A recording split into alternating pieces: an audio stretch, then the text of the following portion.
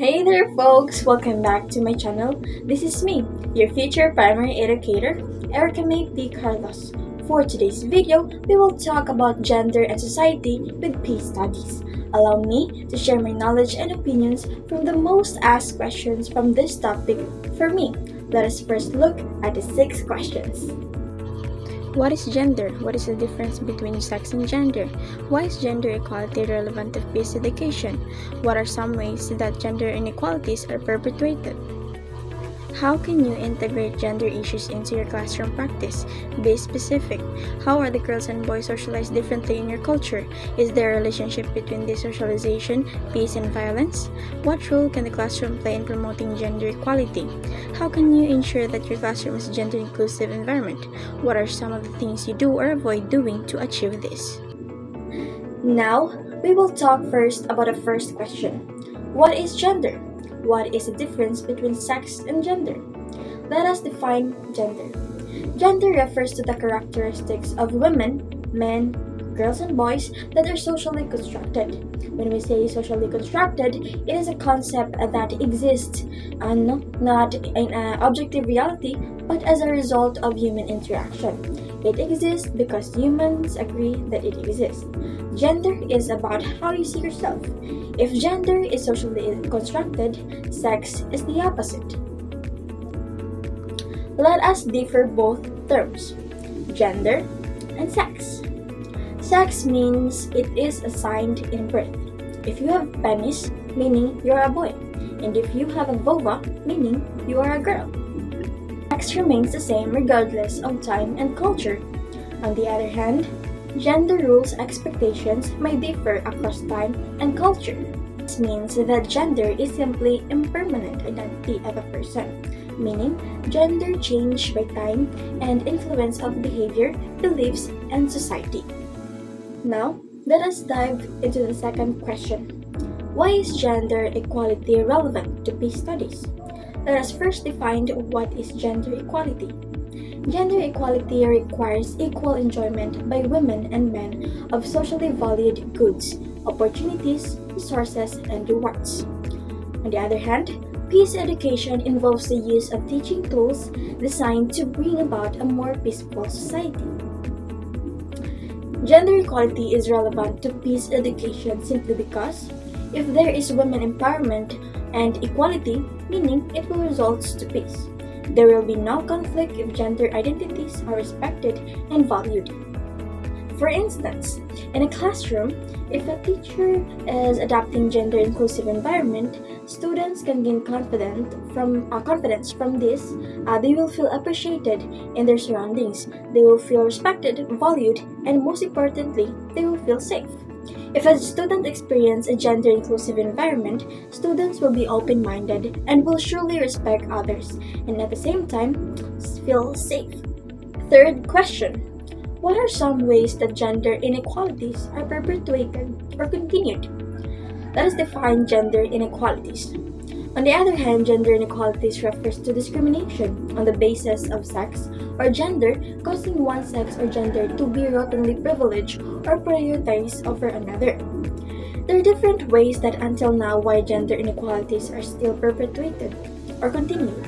For instance, gender inequalities in job opportunities, household duties, violence and harassment, and lastly, politics. In a job application, it is often women feel disregarded because they think men are more capable than them. We notice biases in unequal treatment from them. On the other hand, household chores, they think it is women's obligation or responsibility to take care of the family in household duties, when in fact it can be 50-50. Both husband and wife can work and at the same time help each other in terms of household chores. Violence and harassment. Today, we are facing a huge problem in this topic. A lot of cases are now reported that women are being raped and harassed. This is a very alarming issue that we must consider and be mindful to take actions against it. Lastly, politics. Even before, in terms of leadership, women often excluded, but we are still hoping that everyone must be given the opportunity because we will never know. A single knowledge of a woman can take over from boys. Next question, or the fourth question, how can you integrate gender issues into your classroom practice? Let's be specific in this. As a future primary educator, it would be a huge challenge for me to help my students understand that they might have classmates that they think are different from them. So these are the different ways that I can do. So first, I will set as an example, me myself. As I teach, I will encourage everyone to participate and allowing them to share their ideas regardless of what gender they have. I will treat them equally with respect and value them. Second, I will provide an inclusive environment. I will help them feel included in any activities we will have. I will not underestimate the capabilities of my girls and boys. Third, I will provide clear knowledge about what is gender. I will practice them to be kind to everyone. Fifth question, how are girls and boys socialized differently in your culture? Is there a relationship between this socialization, peace, and violence? What role can the classroom play in promoting gender equality? In my culture, both gender are given different tasks and responsibilities. For example, girls are tasked to cook and clean the house because they are better with it than boys. On the other hand, boys are tasked with household duties that require strength and more masculine. There is a relationship between socialization, peace, and violence because gender socialization are the basis of an outcome such as peace and violence. If there is a gender-inclusive environment, there will be peace, and if it is the opposite, such as discrimination and bullying, means it will lead to violence. There is a huge role of a classroom that will surely shape students about how they see gender. As a future lit teacher, I will keep my students' mind to remember that respect is a must.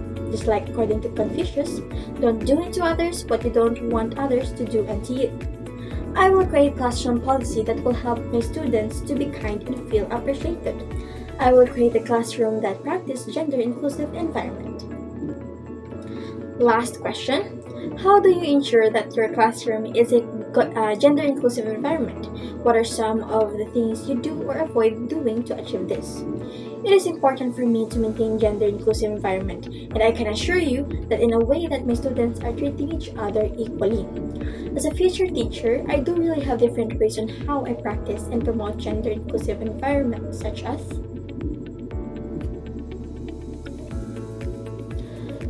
promote respect and understanding. Second, I will encourage equal participation for my students. I will appreciate what students do for my boys and girls. Accompany gender issues inside the classroom. And these are the things that I want to avoid. I will not tolerate misbehavior like bullying and harassment. I will not segregate and compete both gender. And I will not ignore gender-related issues. That would be all for today's video, everyone. I hope you had gained knowledge and enjoyed this vlog. Again, it is me, your future primary educator, Erica May P. Carlos, leaving you with a note. Whatever you think you are, a boy or a girl, always remember that you are appreciated, valued, and respected.